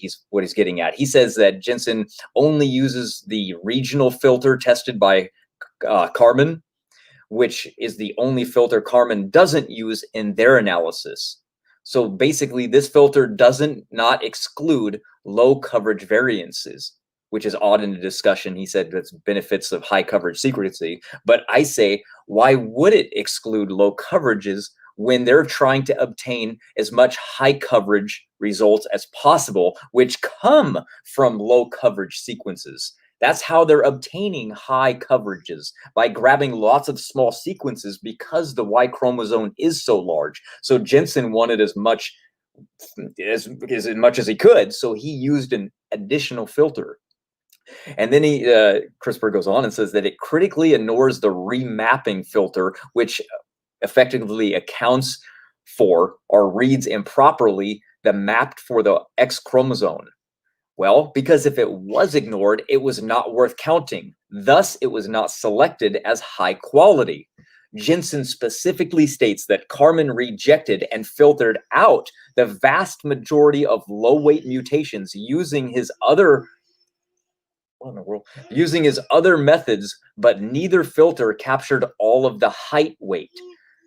That is what Jensen used in the regional filter, because it added back in and captured the missing mutations, because filter C retained many more high weight mutations than filter A, B, and D.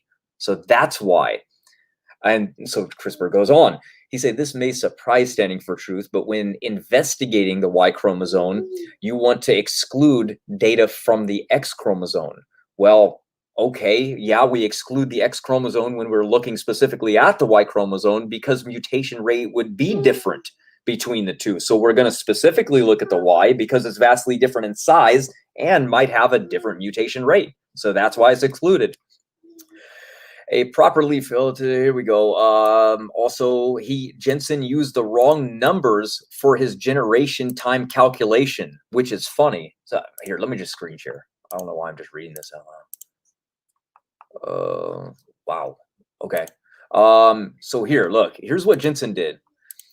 He used a range of average of generation times. He used a range of it, meaning not one. He didn't say, like, we're just going to use the age of 25 and that's it. Everything else, it's not going to count, because we're going to get numbers that are wrong if we do that. Also, he goes on, the dates were not given in the original study, really. So what they did is they attained them from the 1000 Genome Project, and the 1000 Genome Project reported a minimum age for their participants at 18 years old. So that is what they used. That is what Jensen did. So that's why he's mad, I think, because he used an age group that he didn't like, I guess, because it wasn't in the original study. So now I showed why he actually abstained it. So here we go. Then he then misunderstands how the branch length works and provides a figure showing how his wrong numbers for young Earth creation still fails to capture the only relevant length, which coincidentally is captured by the correct evolutionary rates. So probably not a great source. Actually, Jensen talks about how he made the branch right here. Look, he said, I calculated the calendar dates for each branch pointing using the base pair distances depicted on the trees. And here's exactly how he did it. He's very precise and specific on how it was actually done. He went through 3 different ways of actually calculating it. Then he actually used another person. Oh, by the way, you can see it right here. The mathematical calculation was actually done by Holland here, not just by Jensen. So basically, if Jensen doesn't understand how the branch lengths works, then why were the 2 separate calculations made, which confirmed with each other and also lined up with the calculations of the mathematical, PhD, and obtained the same results of the evolutionary ones on population growth rates? So you can see we started with a biblical model and the timeline. That's what the critics don't like. We started with the flood and we moved from there. And that's what really seems to really irk them the most, because we don't use evolutionary starting points. We use creationist starting points, but yet we get the same results. And I think there was another study, it showed that The population that we have today can easily come from a single pair of people that lived in 1080 AD.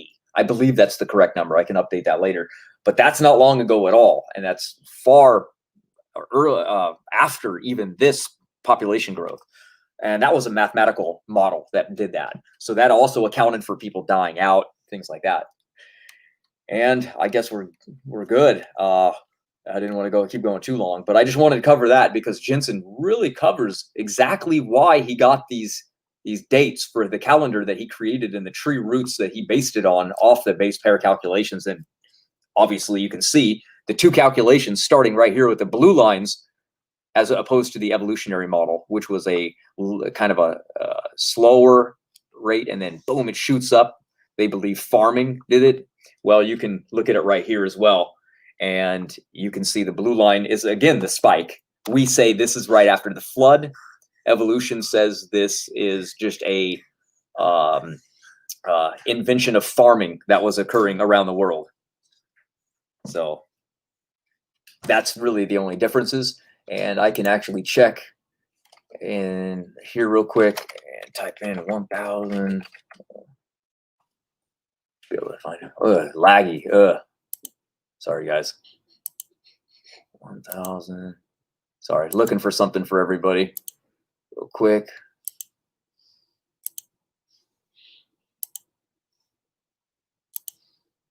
Wow, look at that. Didn't even find it in my own book. I was looking for the study that was showing the population growth spike because it was not a creationist study. I really don't like posting just creationist content because secular critics don't actually care about those at all. 1,200 maybe? Definitely something 80. Oh wait, I'll use 80.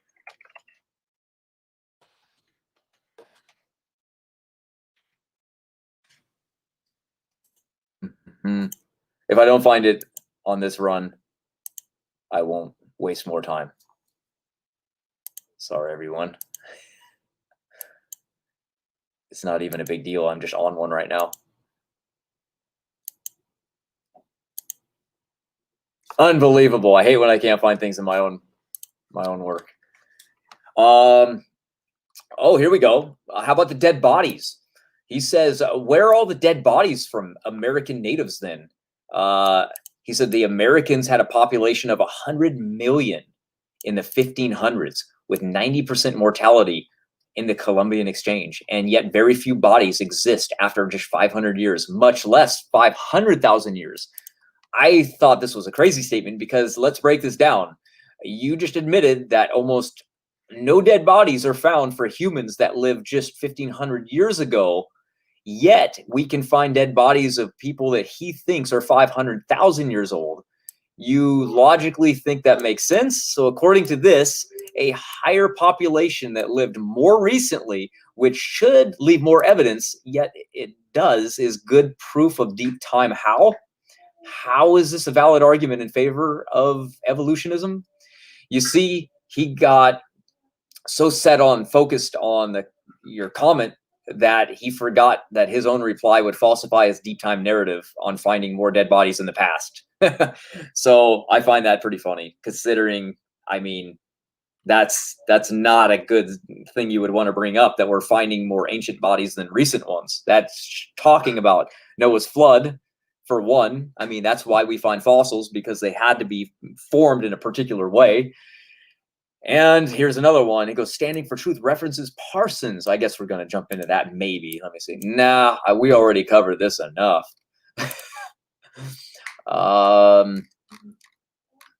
Yeah, I mean, we covered a lot already. So let me, go to the comment section.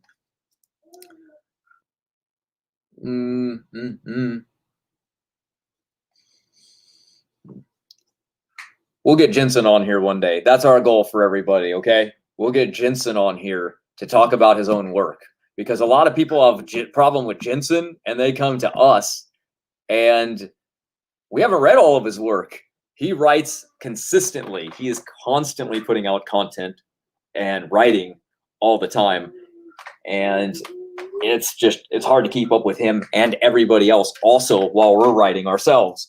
So we do our best to try to answer for Jensen, but if we get something wrong, let us know and we'll just try to contact him. And I think what's going to be nice is that the more high profile people we can get on this channel and do debates or give a lecture, the more amped AIG would be to come on and allow their people to also speak on the channel. If they come to the channel and they go, well, 50 views for a video, I don't think we're going to have Jensen waste his time. But, the more we grow, the more of a chance we'll get to get him on here. And that would be a good future goal. And for anybody listening right now, write questions down that would be hard. Write them for Jensen himself, even if we can't answer them, and we'll send him an email one day and say, get on here, man. We got a lot of questions for you from our audience. We can't answer them. Well, that's a good point, because when we're defending when we're defending Jensen's predictions, his arguments, we're not mind readers, as in we don't know always how Jensen himself would respond, So if there's any dire questions that you would want us to possibly relay to him and try and get an answer, then we're happy to do so.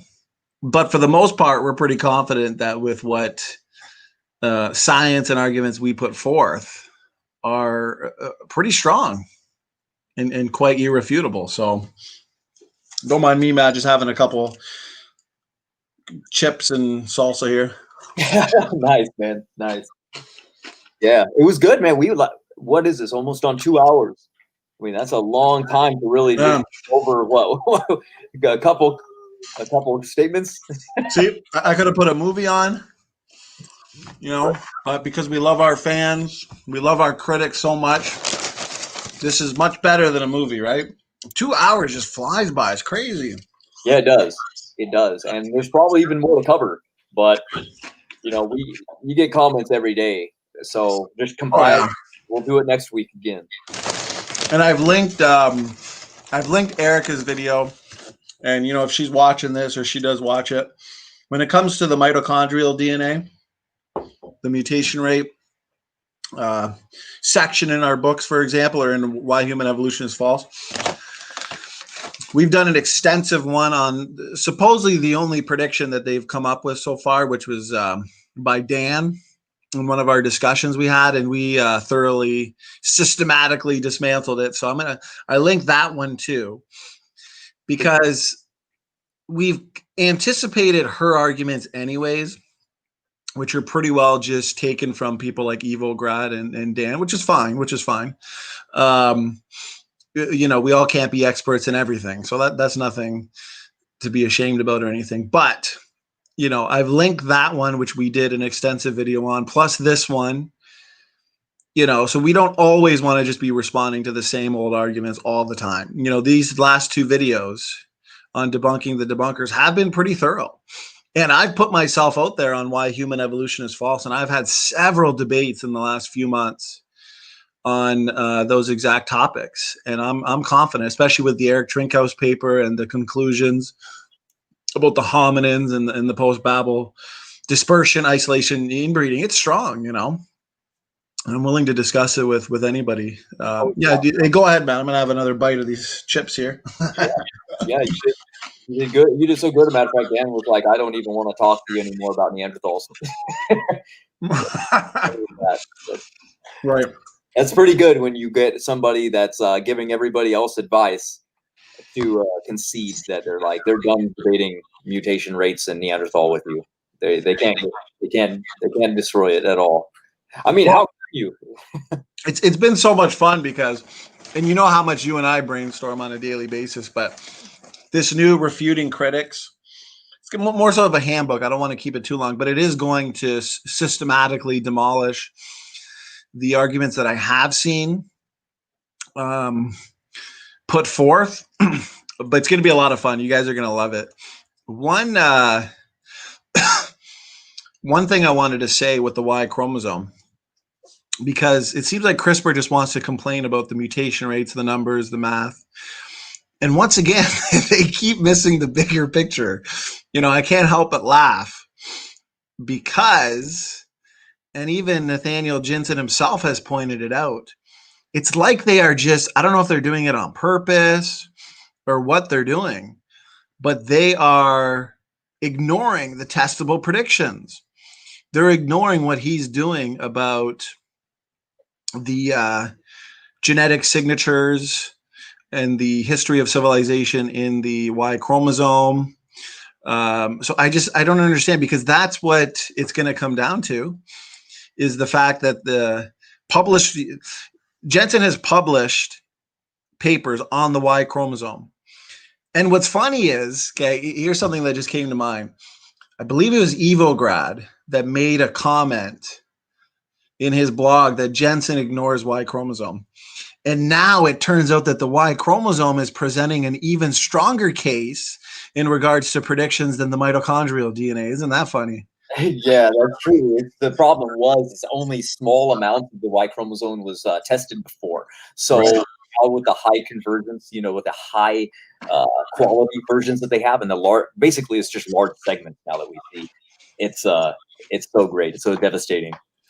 Well, here's what's funny too. I've had evolutionists say to me, and it seems like they all have different answers. Like, I think Erika says, the Y chromosome is so dissimilar between chimp and humans because of the ape mutation rate slowdown hypothesis. Evograd, I've heard, invoke gene conversion, faster rates of gene conversion. I've heard others invoke faster mutation rates that the Y chromosome is decaying, they'll say. That's why it's so different. So what is it then? If some of them are admitting that the Y chromosome mutates fast, well, then the max differences is, I believe, about 300 from the Adam sequence. Just like the mitochondrial DNA, that's not a lot of differences separating us from the Adam sequence and from the Eve sequence. So if the Y chromosome mutates fast, and many evolutionists are agreeing with that, well, they're going to have to invoke a lot of natural selection. But then that's not going to be consistent with their explanation for why the Y chromosome is so dissimilar with chimps and humans. Sounds like they're stuck between a rock and a hard place. For sure. Yeah, for sure. Yeah. Yeah, it's okay. We'll have more rescuing devices out soon enough. Yeah, exactly. Team rescue device. Well, they call us the SFT brain trust. So we got the Horsemen of Evolutionism. So any of our fans come up with a better name, let us know. We love our critics. We love the ones that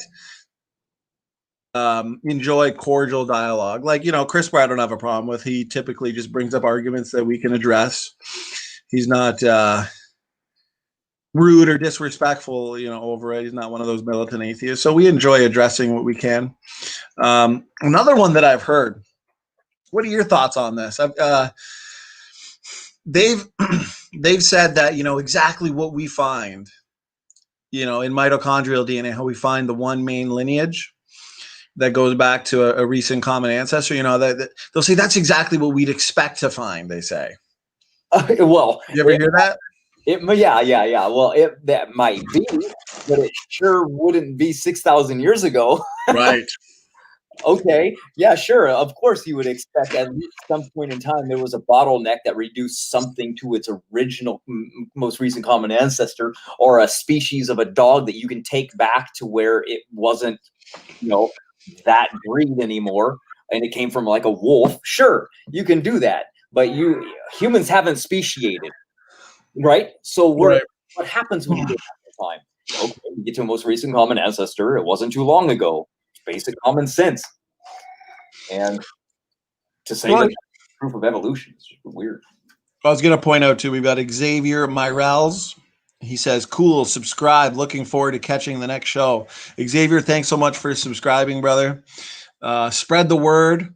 We do our best to stand for the truth, promote the truth, debunk lies, debunk pseudoscience. So be sure to check out a lot of our other videos. We got a lot of debates you can look into as well. Go to the playlist section. You'll endless hours of fun, especially if you just check the channel. We've been hosting debates and making videos and whatever for a year and a half to 2 years now. My thought, and Brother Mitchell, thanks for sticking it out. I know it's 3:30 in the morning, so we appreciate your motivation, determination, brother. And you deserve that guacamole too. But I wanted to point out, Matt, that for one, as you said, yes, it wouldn't be 6,000 years. But the fact is, there really was every possibility to have discovered multiple diverse mitochondrial lineages within modern people, okay? Some or all of those turning out to be shared with chimpanzees. Now, we as biblical creationists, for the most part, we needed to find a mitochondrial DNA ancestor. And we did. It almost had to be true for our model. It didn't have to be true for the evolutionists. They're post hoc, ad hoc, rationalizing it now, when, as I said, there could have been every reason to find multiple diverse lineages when it comes to the mitochondrial DNA. This is why, as we've been talking about, they even brought in coalescence to explain all the differences. So they invented the bottleneck too. They said, wow, there's no genetic diversity, bring in bottlenecks, that'll get rid of it. Yeah, it's it's funny.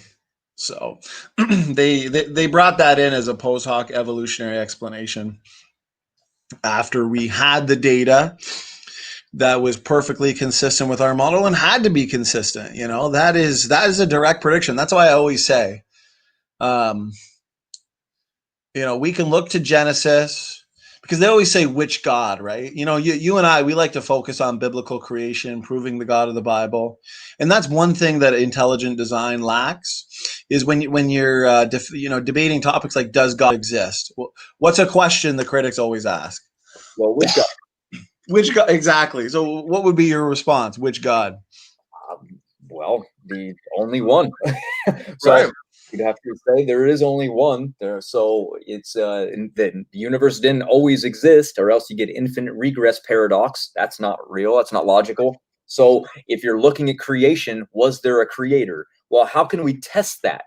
Which creation event matches what we see with reality? And that's ours. So right. And that's why I always point out that you can look to the Genesis account. And that debate I did on Gonna Go For It's channel was hilarious, because, you know, he asked me why I believe in God. And him and his little partner there got destroyed, because he wasn't expecting the answer I gave, where I said, well, you know, the Bible, if true, I've looked to Genesis, the claims in Genesis about human origins, the repopulation from 3 founding couples. If this is true, then it should be consistent with modern scientific data. We should be able to make retrodictions, predictions. So what does the Genesis account say about human origins? Well, God created 2 people. This makes very precise statements about genetics. We should be finding discoveries that's consistent with that. And what do we find? Low genetic diversity, one Y chromosomal ancestor, one mitochondrial DNA ancestor, the 3 major haplogroups, allele frequencies around the world, for example, screams the Babel dispersion. So everything we see is consistent with scripture and the accounts in scriptures and the stories in scriptures. That's why when they say what God, the Christian God, obviously, because what other religious text is so consistent with modern scientific data that it can actually lead to accurate retrodictions and predictions. And it's so fun defending the Christian God in the Bible account, since it's consistent with science. Go ahead, Matt. And what I like about it too is the fact that they always say, well, this is just nothing but a bunch of sheep herders 5,000 years ago that wrote this down. Well, if that's true, then that's even more incredible how much accuracy we have from it then. Because now all of a sudden you've got a bunch of people in the middle of the desert herding sheep, writing down scientific right that we're finding out only today. It's incredible. It could have been, you know, it could have been shown to be wrong. There's so many. Easy. The evolutionists didn't predict such low genetic diversity in human beings. 99.9% similar, every single human being. They had to invoke the population bottleneck in the Out of Africa story. You know, they're the ones post hoc, ad hoc, rationalizing everything. Yeah, Rescue Device. That's why I wrote the book Rescue Device. There's so many. It's so funny. And everything's after the fact. They go, well, you know, evolution's true. And it's so true that we will never find genetic similarity between anything. They said that in the 60s. Then they tested and found that there was massive similarities between everything because of how many genes there are. And they go, oh, now it's the best used evidence for evolution. Right. Crazy. How could they even get away with such a falsification and still holds true? It's protected by law. That's why evolution hangs on. It's political, and it never won in a laboratory because it never would stand a chance. No, it never would. It never would. And that's why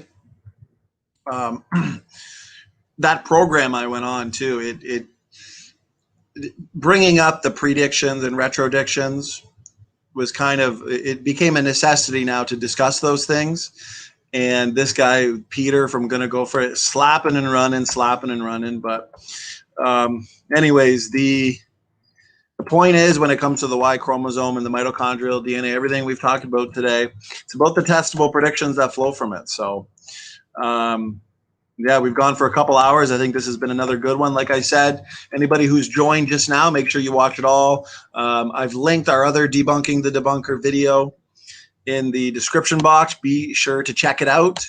And we've got some more coming to you as well. I'd like to go into more detail on the Y chromosome next time. Since it's been 2 hours, we should probably wait for next time for that one. But lots to look forward to, guys. Thanks for sticking it out, even though it's 3:30 in the morning. I think we're gonna call it a night. Brother Mitchell, amen. Thanks for the support. Xavier, thanks for subscribing. George Bond, brother, good to see you as always. You're a warrior. Luca, thanks so much. Just because you're an atheist doesn't mean we can't be friends and disagree respectfully. So we appreciate your support. M Bond, always a pleasure, always a good time. So yeah, thanks to the chat. Matt, any final words, brother?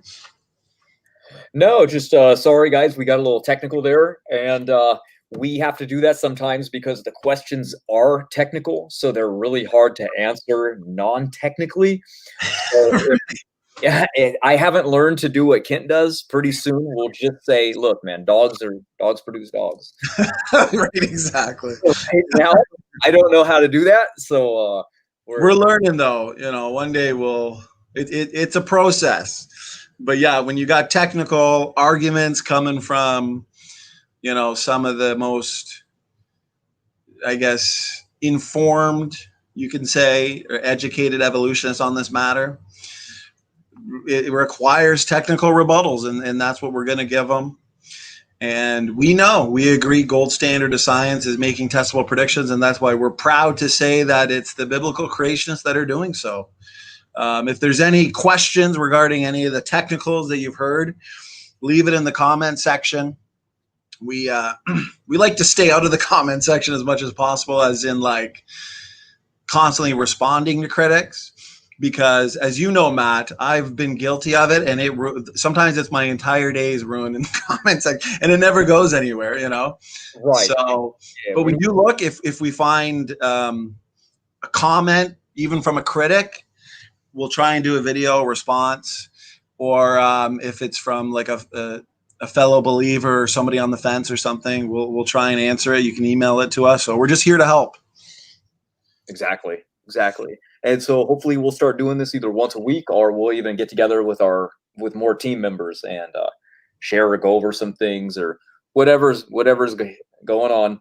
We like to actually answer topics, not drama. So that's yeah, that's exactly. Yeah, we like to keep it drama free and focus on the actual arguments themselves, which is why the last few months have been fun, because we've had free peer review for our books, and all it's done is it's helped improve the format a little bit. I mean, the books are looking great, and we've seen no actual arguments about the science or the arguments or the content, which is good. So this is It's been a good 3 months, and we're just getting started, right, Matt? Oh man, have we? Yeah, we're just getting started. Wait till you see the next things we've got coming out. We're working overtime for you guys. Lots to look forward to. So that's enough from me, unless, Matt, you got something to say, brother, before we call it a night? Nope, that was good. That was what I wanted to say. So until next time, everybody.